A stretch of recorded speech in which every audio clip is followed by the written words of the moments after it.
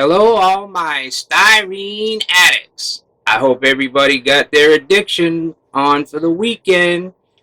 Um, this video is going to probably be a little longer than I would like, and most of mine have been kind of keeping them short because I got quite a bit to go over. I went to the Panscom show over on the other side. No, I did not put anything in the show. I again am just learning, feeling things out. This was just my second show. Met a lot of nice people. Had a really, really good time. I got to meet up with, everybody knows him, Rambler 69, old Tom. Man, awesome guy. Really is. So helpful.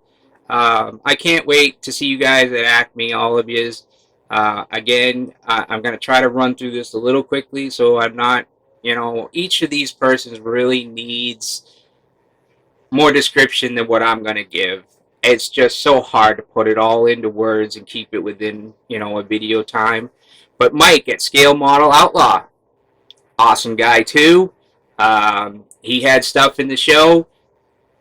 I'm going to tell you, just go over to his channel and watch it. He got some hardware, and it was muchly deserved. So, and I almost positive that Rambler 69 did too. I didn't stick around long enough to exactly find out what he got. So also Sam at Sam Model Mayhem, and guys, come on, he's only got 79 subscribers. I know my channel is not big, but if there's somebody that's in my channel that's watching and they're not subbed to either of these people that I mentioned, please go over, sub them, watch their stuff. Everybody's got something to offer for you. I will talk some more about Sam, but I'm just trying to run through the people first. And I didn't get to personally meet this guy, but I did watch his video, and he's new to YouTube. His name's Chris at House of Plastics. Another seems like a really good gentleman, and I'm sure he's going to have good content. So guys, again, try to go over and support him. He's only got 22 subs. I'm hoping to meet up with you next year, or if there's another show, Chris, if you watch this. With that, the other gentlemen that I don't know if they have YouTubes or not, but I met a gentleman, Dan, Brad, Skip, and Lewis. Now, Brad had some bombing cars. And I know he took home some hardware too, but he had some bombing cars. And I think Dan had some stuff in the show. I think he took home some hardware too. His car builds were great too. Sam also did have cars in the show. I think he took home some hardware. I haven't, I'm not positive, guys, but wait for their videos to go up. I'm sure they might say something unless they choose not to, and that's, that's all on them. Lewis also had some really stunning cars in the show. I also did not look at his color codes on his thing to see if he took hardware, and I believe Skip had some stuff in there too, and I don't know whether he did either. So I know he has a YouTube channel. I just don't know what it is. I'll have to research that and find out. So with that, I'm going to kind of go into one of the main reasons I really, wanted to go to the show was to meet these people. But I was also hoping, because I'm going to get in on the group build for Woody. Rock and Roll, I believe, is the title for it. Basically, it's the cars that are represented in songs. A lot of people know the ones that stand out the most, like Beach Boys ones, surfing type ones. I got one that I think might surprise some of you. It did me because I wasn't sure. I had to do some research, and I'm a Rob Zombie fan. I'm multicultural. I have a lot of music. But Rob Zombie has some real good music out there too, and he has a song that was inspired by the Munsters coach, and that song is Dracula. And so I was on the hunt for a Munsters coach, and I could not find one. I went around and around and around and around, and I never saw one.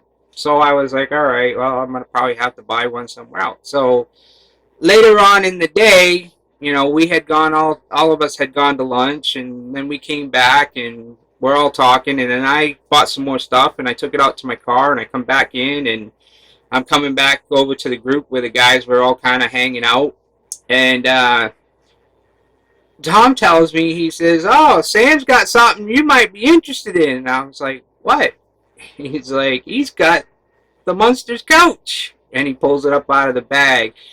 Automatically, I'm like, dude, I'll give you $40 for it right now. Because I needed it. I was looking for it. And, you know, he was like humming a little bit about it right there. And you know, so we're kind of standing there a little bit. I'm on the opposite side of the tables from them. And so I go into my wallet and I pull out. I says, here it is, $40 cash, dude, right now. I'll give you $40 for it. And he's like, he just kind of gave this little look, and he starts walking around, and he comes over, and I'm like, oh, cool, I'm going to get the kit I need. So I go to give him the money. He hands me the kit, and he only took the $20. And he just said, I better see it on your show. And I said, damn right you're going to see it on my show. I cannot appreciate you enough. I mean, you could have made extra money off of it. You probably could have bought 2-3 more kids out there. But I do appreciate the level of gratefulness. So I want to make sure that, again, Sam, I can't put it into words, but oh no, I put the kit too far away. Please hold on, guys. So here it is. Try to get it in the frame. Right here. I am so appreciative of this. And like I said, this is for the Woody's rock and roll build. So it will be on my show. I will start to build this very soon. Maybe this weekend will be the first intro to it more. You know, like kind of open the box. I'm not doing an open box, guys. I'm just saying that, you know, I'll pull the stuff out and, you know, start the video like that. All right. So again, you know, I'm trying to throw all this stuff in, but I'm going to kind of keep it short. But again, Sam, cannot appreciate you enough for, you know, letting me have it. All right. So with that one, that's one. I kind of go through the stash ads real quick. I did buy quite a bit. I got some really cool deals. I'm not going to tell you how much I paid for them. I'm just going to say I got some cool deals. So I got this one here. This one kind of shouted to me. I'm like, I don't remember seeing something like this. I think this will be a really interesting build, and throw a nice LS motor in here or something, you know. But I'm interested in this one. I don't know when I'll build it, but I'm just saying this looks like a cool kit. So I got that one. And because I like my Chevelles, my Malibus, my Impalas, and all of them, I found this one, a convertible. I'm not a fan of convertibles because I mean, in real life, I'm not a fan because I don't like rag tops and seeing all the metal and everything up underneath when you're in the car. So, but I think this will be a nice build to build out. So I picked that up. And like I said, I'm an Impala fan, and I'm a real die-hard fan for my 58s. I have already 3 or 4 of them, but the price was right. Like I said, when you like a kit and it's cheap, you just pick it up, you know, and it'll give me something to build differently. I actually think I'm going to try and do the, I think there was a race car version of this one. I got to do some research, but I believe they built this in a race car form too. So, and I think they sold it that way too. But I'm gonna, and this one actually has the opening doors, so I won't do it to this one because I like opening doors, and I'd rather do a stock version with this one. Actually, this one looks like it even has a hood scoop on it. What's that? That's cool. So anyways, I got that one. I like some old cars. So again, when the price talks to you, you buy it. So I got this one here, this 1933, right? Yeah, 33 Chrysler Imperial Phantom. Again, like I said, I'm not a convertible fan, but I do love my stretch cars. Rolls-Royce, Mercedes, they had a bunch there. And if I had more cash in my pocket, there was at least 7 more different kits. I definitely would have probably picked them all up. But I got that.